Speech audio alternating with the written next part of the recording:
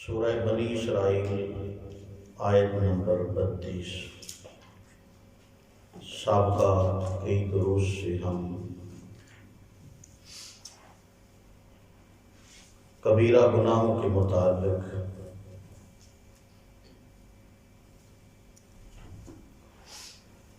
اللہ کے قرآن کی اس سورت کی روشنی میں پڑھ رہے ہیں۔ آج کی اس تلاوت شدہ آیت میں اللہ تبارک و تعالی نے ایک بہت بڑے گناہوں جرم اور گناہ کا تذکرہ کیا ہے، جو عمومی طور پہ آج کل ہمارے معاشرے کے لیے ایک ناسور بن چکا ہے۔ یہ کوئی چھپی لکی بات نہیں کہ اس گناہ کی وجہ سے ہمارا معاشرہ گندگی اور غلاظت سے بھر چکا ہے۔ آئے دن کی خبریں تقریباً ہماری اخبارات ہوں، ہمارا میڈیا ہو،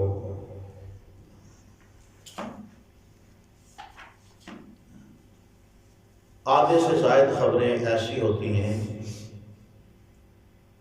کہ جن کے اندر خصوصاً ہمارا مسلم معاشرہ کبیرہ گناہوں کے اندر جکڑا ہوتا ہے۔ قرآن و سنت میں اللہ تبارک و تعالی نے اور محمد رسول اللہ صلی اللہ علیہ وسلم گناہوں کی جو تقسیم بیان ہوئی ہے، چھوٹے گناہ جن کو صغیرہ گناہ کہا جاتا ہے، پھر بڑے گناہ جن کو کبیرہ گناہ کہا جاتا ہے، اور ایک تقسیم ہے گناہ کی جسے اکبر الکبائر کہا جاتا ہے۔ چھوٹے گناہ تو عام معمول کے مطابق انسان چلتے پھرتے اٹھتے بیٹھتے انسان سے غلطیاں ہو جاتی ہیں، لیکن بڑے گناہ کبیرہ گناہ رسول اللہ صلی اللہ علیہ وسلم نے گناہوں کا تذکرہ کیا ہے کہ یہ کبیرہ گناہ، لیکن کبیرہ گناہ کی تعریف میں کچھ اختلاف ہے کہ کبیرہ گناہ کن گناہوں کو کہا جاتا ہے۔ مجموعی طور پہ قرآن مجید کی آیات کو جمع کیا جائے یا احادیث کو جمع کیا جائے تو کبیرہ گناہ کی چند ایک علامات اور نشانیاں قرآن و سنت میں موجود ہیں، جن کو سامنے رکھ کے انسان سمجھ سکتا ہے کہ یہ علامات اگر کسی گناہ میں ہوں تو وہ کبیرہ گناہ تصور کیا جائے گا۔ سب سے پہلی بات کہ جس گناہ کے اوپر کوئی حد لگی ہو، قرآن و حدیث میں کسی گناہ کے اوپر کوئی حد لگائی جا چکی ہو، حد قائم ہو، وہ کبیرہ گناہ کے اندر شامل ہوگا۔ دوسرے نمبر پہ کسی گناہ کے اوپر سخت وعید سنائی گئی ہو، تم اگر یہ کام کرو گے تو تمہارے خلاف یہ کارروائی ہوگی، تمہیں اس عذاب کے اندر دھکیل دیا جائے گا، یہ بھی کبیرہ گناہ کے اندر شامل ہے۔ تیسرے نمبر پہ اگر کسی گناہ کے اوپر اللہ کی لعنت، اللہ کے رسول صلی اللہ علیہ وسلم کی لعنت یا فرشتوں کی لعنت ثابت ہو کہ اس طرح کا کام کرنے والا، گناہ کرنے والا، اس پہ اللہ کی بھی لعنت ہے، اللہ کے نبیوں کی بھی لعنت ہے، فرشتوں کی بھی لعنت ہے، تو وہ گناہ کبیرہ بن جائے گا۔ چوتھے نمبر پہ فرمایا کہ جس گناہ کے اوپر غضب کا اظہار ہو، اللہ کے غصے کا، غیظ کا اظہار ہو، اللہ کی ناراضگی کا اظہار ہو، وہ بھی گناہ کبیرہ میں شامل ہے۔ اسی طرح فرمایا کہ ہلاکت اور بربادی جس قوم کے لیے جس گناہ کی وجہ سے ہلاکت اور بربادی ہوئی، وہ گناہ بھی گناہ کبیرہ میں ہے۔ جس گناہ کے بعد جہنم کی وعید سنائی گئی ہو، یہ کام کرنے والا جہنمی ہے، وہ بھی گناہ کبیرہ ہے، اور جس گناہ کے بعد یہ وعید سنائی گئی ہو کہ ایسا کام کرنے والا جنت میں نہیں جائے گا، وہ بھی کبیرہ گناہ کے اندر شامل ہے۔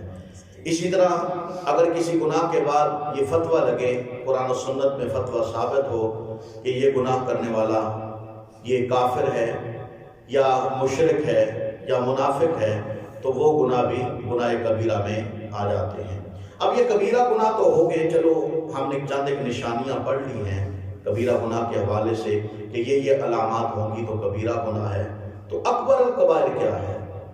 اب ان کبیرہ گناہوں میں سے چند ایک گناہ رسول اللہ صلی اللہ علیہ وسلم نے ایسے چن لیے ہیں کہ جن کو اکبر الکبائر یعنی بڑے گناہوں میں سے بڑے بڑے گناہ وہ ہیں اکبر الکبائر۔ اور ان میں آج کے ہمارے اس درس کے متعلقہ ایک گناہ ہے، چونکہ ہمارا جو درس ہے آج کا وہ زنا کی ممانعت ہے۔ قرآن و سنت میں کہیں پہ جواز نہیں ہے کہ انسان کے لیے زناکاری کا کوئی راستہ نکلتا ہو، بلکہ امام کائنات جناب محمد رسول اللہ صلی اللہ علیہ وسلم کے سامنے ایک صحابی حاضر ہوتے ہیں، نیا نیا کلمہ پڑھا ہے، مسند احمد کی روایت ہے، آ کے عرض کرتے اللہ کے نبی مجھے زنا کی اجازت دیجیے، اجازت چاہیے، میں زنا کرنا چاہتا ہوں، مجھے زنا کی اجازت مل جائے۔ اب ظاہر بات ہے کہ مجمع لگا ہو، مجمع بھی صحابہ اکرام کا ہو، اور سامنے امام کائنات جناب محمد رسول اللہ صلی اللہ علیہ وسلم تشریف فرما ہو، تو کسی کی جرت ہی ہے اٹھ کر کے آ کے اس طرح کی بات کرے۔ لیکن دین کو سمجھنے کے لیے، سمجھانے کے لیے رسول اللہ صلی اللہ علیہ وسلم نے جو طرز عمل اختیار کیا تھا، کائنات میں آپ جیسا محسن کوئی نہیں، آپ جیسا اسوہ حسنہ کا پیکر کوئی نہیں۔ نبی علیہ السلام سے جب یہ سوال کیا گیا تو صحابہ کرام قریب تھے کہ اٹھ کھڑے ہوتے اور اس شخص کے اوپر برس پڑتے، اس صحابی کے اوپر ٹوٹ پڑتے، نگاہوں سے، نظروں سے، اشاروں سے اسے سمجھایا کہ بھائی یہ تو کس طرح کا سوال کر رہا ہے اور کس چیز کی اجازت مانگ رہا ہے، تجھے پتہ ہے، ہوش ہے؟ بار کے رسول اللہ صلی اللہ علیہ وسلم نے اس صحابی کو اپنے پاس بلایا، بلا کر کے پیار بھرے انداز میں اس سے کہا کہ تم زنا کی اجازت چاہتے ہو؟ حالانکہ نبی میں نہیں رہ سکتا۔ رسول اللہ صلی اللہ علیہ وسلم نے فرمایا اچھا یہ بتاؤ، جس چیز کی تم اجازت چاہتے ہو اگر یہی سلوک تیری ماں کے ساتھ کیا جائے تو برداشت کر لو گے؟ ظاہر بات ہے تم زنا کرو گے تو سامنے کوئی لڑکی ہوگی، اس کا کوئی نہ کوئی سٹیج، کوئی نہ کوئی مقام تو ہوگا، یا کسی کی ماں ہوگی، بہن ہوگی، بیٹی ہوگی، پھوپھی ہوگی، خالہ ہوگی، کوئی نہ کوئی رشتہ تو ہے گا۔ اللہ کے نبی نے صلی اللہ علیہ وسلم نے پوچھا کہ تیری ماں کے ساتھ اگر یہی کام کیا جائے تو تمہارا کیا خیال ہے؟ انہوں نے کہا جی میں ٹکڑے کر دیں، میں برداشت نہیں کر سکتا، کون کرے گا یہ کام میری ماں کے ساتھ؟ تیش میں آ گئے۔ رسول اللہ صلی اللہ علیہ وسلم نے فرمایا جس کے ساتھ تو زنا کی اجازت مانگتا ہے وہ بھی تو کسی کی ماں ہے۔ اب پوچھا اللہ کے نبی صلی اللہ علیہ وسلم نے اچھا یہ بتاؤ کہ اگر تمہاری بیٹی کے ساتھ یہی سلوک کیا جائے، یہی کام کیا جائے تو برداشت کر لو گے؟ پھر نفی میں جواب، پھر اس طرح پوچھتے پوچھتے بہن کا اللہ کے نبی نے پوچھا، پھوپھی کا پوچھا، خالہ، یعنی چاند ایک رشتے گنانے کے بعد رسول اللہ صلی اللہ علیہ وسلم نے جب اسے پکا کر دیا تو نبی علیہ السلام نے فرمایا کہ جن کے ساتھ تو زنا کی اجازت مجھ سے مانگنے کے لیے آئے ہو وہ بھی تو رشتے میں کسی نہ کسی کی ماں لگتی ہوگی، بیٹی لگتی ہوگی، بہن لگتی ہوگی۔ جب یہ چیز تمہیں اپنے گھر والوں کے لیے ہی تجھے پسند نہیں ہے تو تم دوسروں کے لیے کیوں اس طرح کی باتیں کرتے ہو؟ پھر رسول اللہ صلی اللہ علیہ وسلم نے حدیث کے اندر آتا ہے اس صحابی کے سر کے اوپر ہاتھ رکھ کے اللہ سے دعا کی کہ اللہ میرے اس صحابی اس امتی کی گناہ معاف فرما دے۔ اور نبی علیہ السلام نے دعا بھی کی، دعائے خیر، کہ اللہ اس کے دل سے اس طرح کی سوچے، اس طرح کے وسوسات اللہ نکال دے۔ پھر صحابہ کہتے ہیں جب تک وہ صحابی زندہ رہے اس کے بعد زنا کرنا تو دور کی بات، اس صحابی نے کسی غیر محرم کی طرف نگاہ اٹھا کے بھی نہیں دیکھا۔ لیکن ہمارا معاشرہ، ہم عکاسی کرتے ہیں نا، اپنی آنکھوں کے سامنے اپنے معاشرے کو لے کے آتے ہیں۔ اب یہ زنا ہے تو کبیرہ گناہ، لیکن کبیرہ گناہوں میں سے بڑا اکبر اور کبائر کب بنتا ہے؟ اب دیکھیں صحیح بخاری کی حدیث میں نے پہلا حصہ کل کے درس میں بیان کیا تھا۔ رسول اللہ صلی اللہ علیہ وسلم سے حضرت عبداللہ بن مسعود رضی اللہ تعالیٰ عنہ نے پوچھا اللہ کے نبی کون سا بڑا گناہ ہے؟ تو رسول اللہ صلی اللہ علیہ وسلم نے فرمایا اللہ کی ذات کے ساتھ شرک کرنا، وہو خلقک، حالانکہ اس نے تجھے پیدا کیا ہے۔ پھر دوسرے رسول اللہ صلی اللہ علیہ وسلم نے دوسرے نمبر پہ فرمایا، حضرت عبداللہ فرماتے ہیں میں نے پھر پوچھا اللہ کے نبی صلی اللہ علیہ وسلم پھر کون سا گناہ ہے؟ تو آپ نے فرمایا کہ رزق کے ڈر کی وجہ سے اپنی اولاد کو قتل کرنا۔ تیسرے نمبر پہ فرمایا میں نے پھر پوچھا اللہ کے نبی، اس کے بعد فرمایا اپنی پڑوسن کے ساتھ زنا کرنا۔ ہم دیکھیں قرب و جوار دیکھیں، دائیں بائیں دیکھیں، اپنے معاشرے میں دیکھیں، کیا یہ کچھ نہیں ہو رہا؟ یہی کچھ ہو رہا ہے۔ حالانکہ ایک حدیث ہے مسند احمد میں رسول اللہ صلی اللہ علیہ وسلم نے فرمایا کہ 10 عورتوں کے ساتھ زنا کرنا وہ کم گناہ ہے، اپنی پڑوسن کے ساتھ زنا کرنا 10 عورتوں سے زنا کرنے سے بھی بڑا گناہ ہے۔ اب یہ اکبر کبائر کے اندر شامل ہو گیا۔ اس لیے اللہ تبارک و تعالیٰ نے اس گناہ سے منع کیا اور اس کی سزا بھی متعین ہے مختلف احادیث کے اندر۔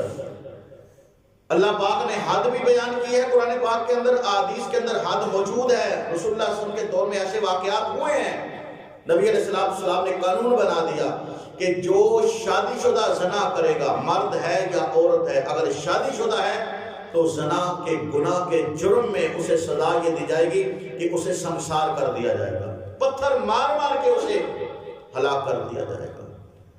اور فرمایا کہ اگر غیر شادی شدہ ہے تو پھر اسے 100 کوڑوں کی سزا دی جائے گی اگر کوئی زنا کے اندر پکڑا جائے۔ تو اللہ تبارک و تعالیٰ نے اسی لیے فرمایا، آیت نمبر سورہ بنی اسرائیل کی 32 ہے، فرمایا وَلَا تَقْرَبُوا الزِّنَا، زنا کے قریب نہیں جانا۔ کیوں؟ رسول اللہ صلی اللہ علیہ وسلم نے فرمایا کہ جس وقت بندہ زنا کرتا ہے، سنن ابو داؤد کی حدیث ہے اذا زنا الرجل خرج منه الایمان، جب انسان زنا کرتا ہے نا تو اس دوران انسان کے اندر سے ایمان نکل جاتا ہے۔ جب انسان زنا کرتا ہوا مر گیا تو سیدھا جہنم ہے، ایمان جو ختم ہو گیا، ایمان جو نکل چکا ہے۔ اس لیے نبی علیہ السلام نے فرمایا مَن یضمن لی ما بین لحییہ وما بین رجلیہ اضمن لہ الجنہ، جو مجھے جسم کے 2 حصوں کی گارنٹی دے، میں محمد صلی اللہ علیہ وسلم اس کے جنتی ہونے کا ضامن بنتا ہوں۔ یعنی یوں سمجھ لیجیے اللہ کے نبی نے فرمایا میں لکھ کے دیتا ہوں جو جسم کے 2 حصوں کی گارنٹی دے کہ وہ انسان اللہ اس کو ضرور جنت میں داخل فرمائے گا۔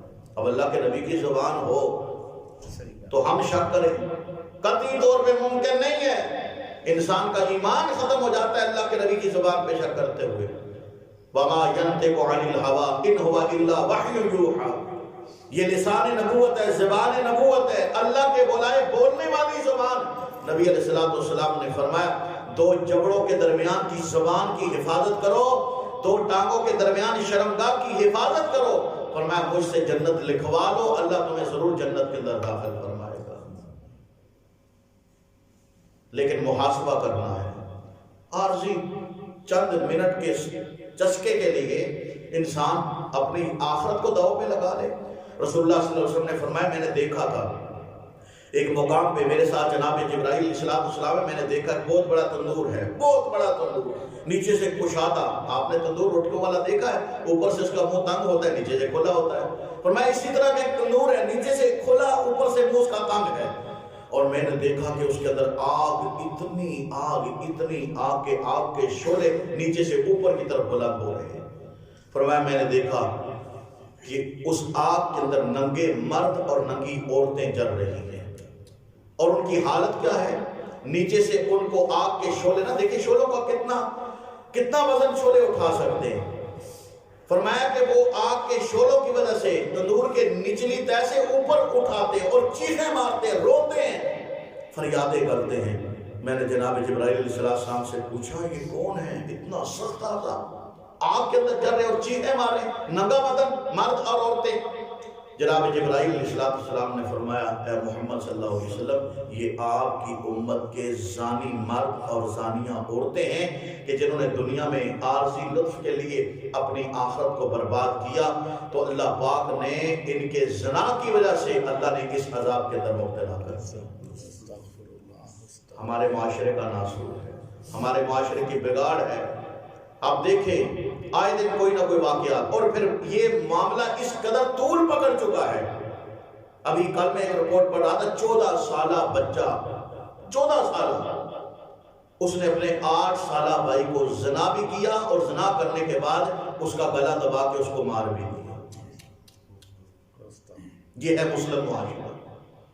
ہم روئے نہ تو کیا کریں، ہم ندامت سے اپنی آنکھیں نہ جھکائیں تو کیا کریں۔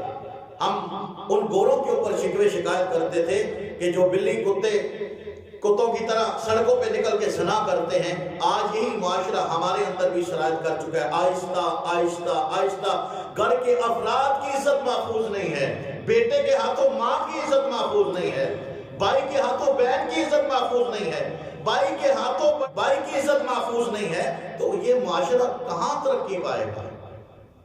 اللہ ہمارے زخموں پہ مرہم پٹی لگا دے، اللہ ہمیں سمجھنے کی، سلجھنے کی، اپنے معاشرے کی اصلاح کی توفیق عطا فرمائے۔